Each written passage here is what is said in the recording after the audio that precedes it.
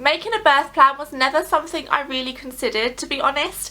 It wasn't ever brought up at any of my midwife's appointments. I was so prepared in absolutely every other aspect of my pregnancy. For the last month I was packing my hospital bag every single day. I think had I done a plan and it had not gone to plan, I would have probably been a little bit upset. One thing that I was really keen on doing was that I wanted to give birth in a birthing centre. My due date passed by one day and I tried everything to get baby out, and in the early hours Harrison decided to start to make an appearance and I was struck with terrible back pain, and I also had my show on the bathroom floor. I really wanted to stay at home as long as possible, and in actual fact I never knew at what point I should go to the hospital. I arrived at about 10 AM. I remember being told that I was only 2 centimetres dilated and that I should go home.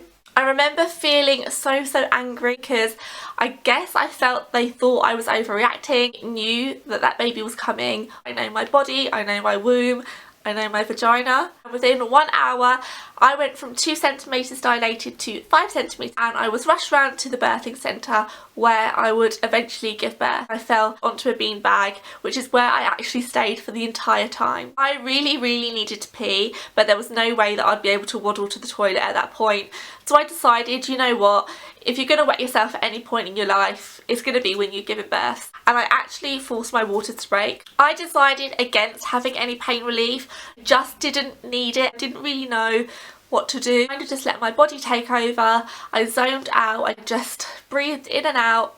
Without any prompt or even knowing that I was actually starting to push. I remember the midwife saying, "Laura, are you pushing?" And I said, "I think I am, I don't know." Midwife had already said to Mike and my mum, who were my birthing partners, that the baby would be here within half an hour. After a few pushes with no poo, I'm told, I was told that Harrison's head was very nearly out, and at that point I experienced the worst stinging sensation. A few moments later Harrison was born. I was told that, right, Laura, we're going to put the baby onto your chest and we're going to make him cry. I thought I was going to be there for a hell of a lot longer. Harrison was put onto my chest and he had the cord wrapped around his neck, which I wasn't even aware of. Just so full of the most overwhelming love that you could ever imagine. It's something harder, stronger. It's just incredible. I was left on my own with Harrison. I was whispering to him all my promises and I was telling him how much I loved him and that I'm going to keep him so safe. A little finger up the bum,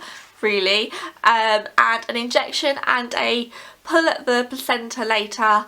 I thankfully got away with no stitches. I went off to have a shower. My mum come with me. I'm so pleased she did. Like, the blood afterwards is grim. So a dizzy spell and lots of maternity pads later, I was then reunited with my 8 pound 15 ounces bundle of joy. I spent the night just staring at him.